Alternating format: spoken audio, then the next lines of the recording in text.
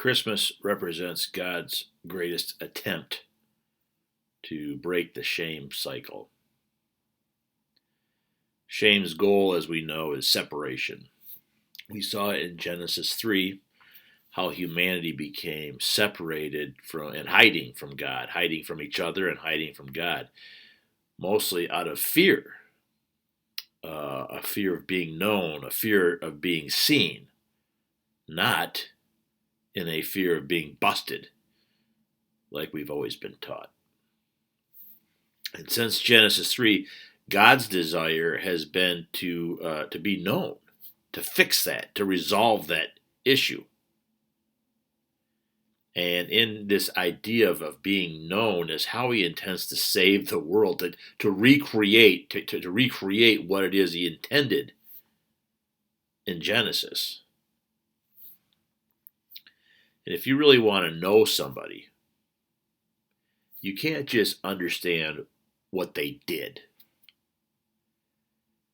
If you really want to know somebody, you have to understand why they did what they did. If you really want to know somebody, you have to see what motivates them. You have to hear their heart. You have to understand their drives, their goals. You have to understand their emotions and their thoughts. I call it your logic. If you want to know why I joined the paper industry, or why we adopted 4 kids, or why I raised cows, or became a pastor, started a new church, if you want to know why I did all those things, if you really want to know me, then you don't just stop at knowing that I did those things, but you wonder, why did he do that? If you really want to understand me, what was motivating Rick to do all those things? And then you get an idea of what really makes Rick Rick, all the good, the bad, and the ugly. And there's a lot of good, bad, and ugly in that story. That's my logic. It's my reasoning. And it's what makes me, me. My logic is with me at all times. It's always been with me from the very beginning. My logic is me. It's my way of thinking. It's my way of feeling. Everything that comes out of me is based on my logic. It's based on how I see things, how I perceive things, what's important, why those things are important. And if I want people to really know who I am, I won't just tell them what I did. I'll tell them why I did what I did. And the same is true of God. We are, after all, made in God's image. So the same is true of God. And it comes very clear to us in the Christmas story, not necessarily the one found with Mary and Joseph and the manger, but in the Christmas story told by John. John tells a story that sums up this way: and the Word became flesh and dwelt among us. The Word became flesh and dwelt among us. Now, I don't know how long it took me, forever, to find out that the Word was another word or name being used for Jesus in the Bible. But what I ended up finding really fascinating is that the Greek for that word, the word, is logos. So literally it says, the logos of God became flesh and made his dwelling among us. The logos, we get our word logic from that. God has a logic, something that makes God distinctly and uniquely God. And God's logic has been with God from the very beginning. God does things that make sense to him. And if we want to understand and recreate that relationship that we want to have with God, and that God certainly wants to have with us, we have to look to why God does what he does, what motivates God, the logic of God. And John 1 expanded says this: in the beginning was the Word, the logic. In the beginning was God's logic. And God's logic, the Word was with God, and God's logic was God. The way I think is what makes me me, and the way God thinks and functions is the way God God. And He was with God. The logic, with Logos, was with God in the beginning. And through God's logic, through Him, all things were made. Without Him, nothing was made that has been made. This all makes sense. Of course. In God's logic, in Him was life. In God's logic was life. And that life was the light of men. That's what was happening in Genesis. And then death came. And today, this light shines in darkness. That's what's happening today.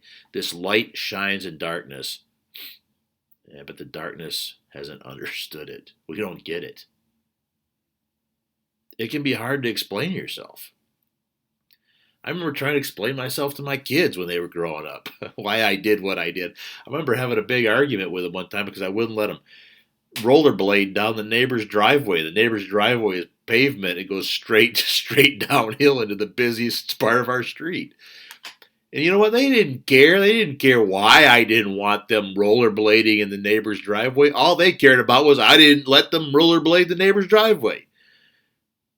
But if they got to understand my logic, my rules, why I didn't let them do certain things or promoted other things, they would know me.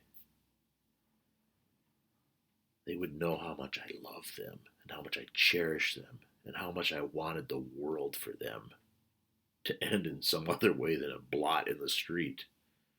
And I wonder if God's frustration is similar. The fact that when we turn to God, all we want is what we want. We don't care why we get it or why we don't get it. And yet it was God's logic that God sent to the world in the form and fleshed His logic so that we could understand that very thing. God's logic, He said, the Word was in the world, and though the world was made through Him, through God's logic, the world didn't understand. It didn't recognize it.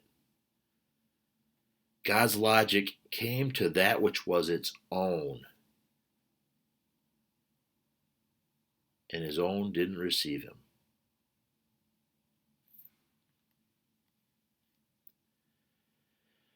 Through Him all things were made.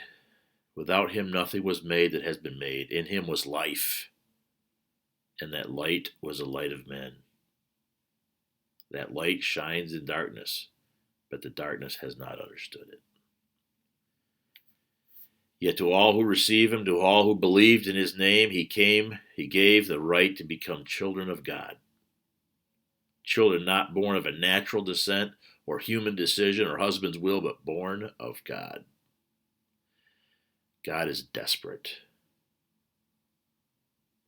He knows that if we could just see Him, it would make sense. If we could understand why God does what He does, why God says what He says, why God enacts what God enacts, then we would get it.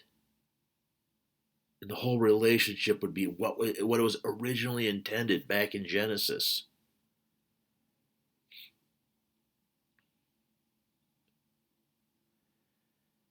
And the Word became flesh. God's logic became flesh. God's thought, if I can't make this work, I can't make anything work. I'm going to enflesh the why.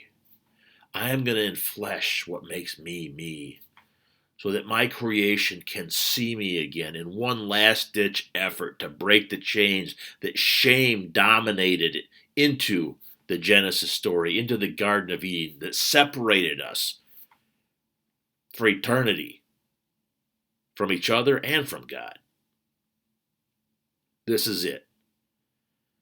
This is the Christmas story. And when we have seen His glory, it says, the glory of the one and only who came from the Father, when we have seen Him, we have seen His glory. We have seen the glory of the one and only. We have seen. See, that goes back to Genesis.